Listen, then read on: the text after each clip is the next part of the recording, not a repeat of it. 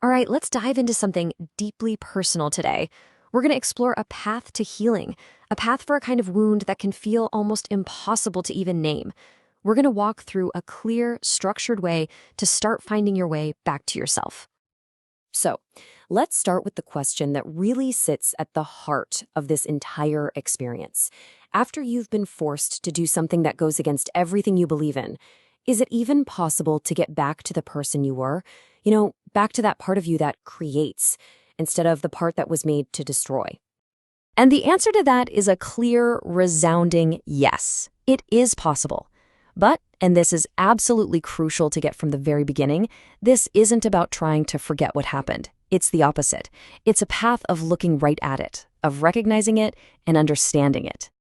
That whole process has to start with what is, for a lot of people, the hardest step of all. And that's simply naming the wound. Because, well, you can't heal something if you don't even know what to call it. The specific wound we're talking about has a name. It's called moral trauma. This isn't just stress or a bad memory. This is a direct injury, a wound to your conscience itself, and it happens when you're forced to do or see something that violates your deepest sense of right and wrong. Now, this is a really important distinction to make. We've all heard of PTSD, but moral trauma is different. See, PTSD is often a response to something terrifying that was done to you. Moral trauma, on the other hand, is rooted in what you were forced to do or what you failed to do. So the result isn't just fear. It's this crushing guilt, shame, and this feeling that your very sense of self has been broken. Just knowing that difference can be a huge first step. And this right here, this quote captures the huge mental shift that has to happen. It's moving away from blaming yourself and toward acknowledging the situation for what it was. It's that powerful realization that says, wait a minute, I'm not a bad person. The actions were forced upon me. What you're feeling isn't some character flaw. It's an injury. It's pain.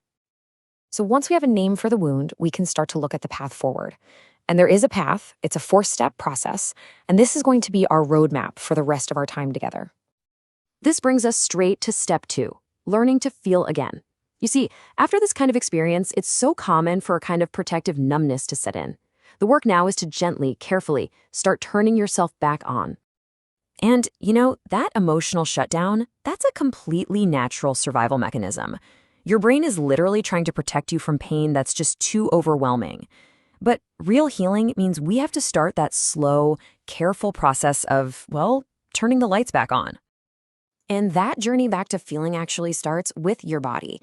We're talking about really simple physical things you can do.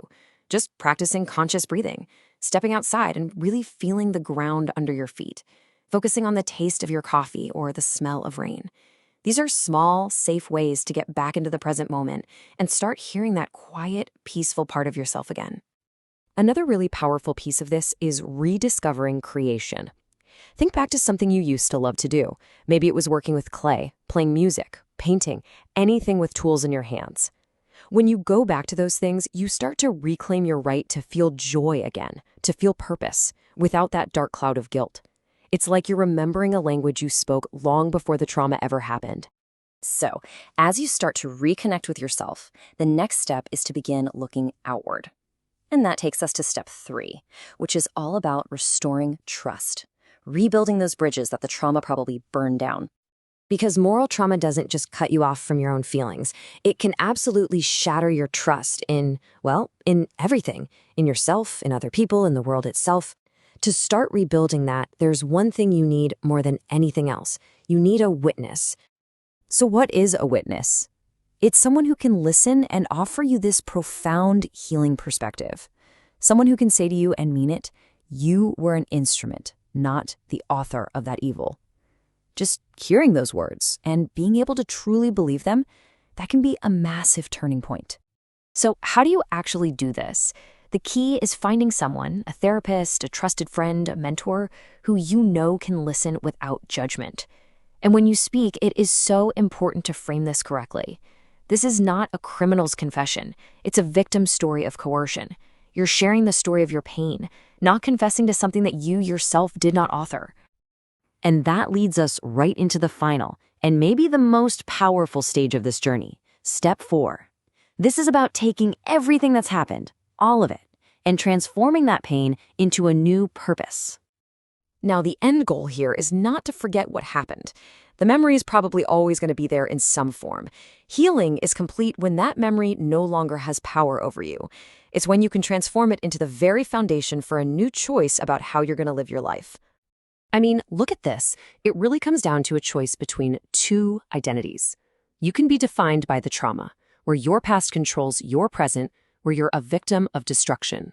Or you can be defined by your choice, where you shape your future, where you become an agent of creation, and that painful memory becomes the reason for what you do next. And here is the most empowering truth in all of this. The very fact that you feel this deep moral pain, that's the proof. That's the evidence that your core, your moral compass, was never actually destroyed. It survived. And that survival, that's not a weakness. That is your greatest strength. Because ultimately, this entire journey is about reclaiming one thing, your freedom. And what is freedom? It's the choice to create, the choice to build, to restore, and to turn the deepest wound you've ever known into a new and truly profound source of purpose.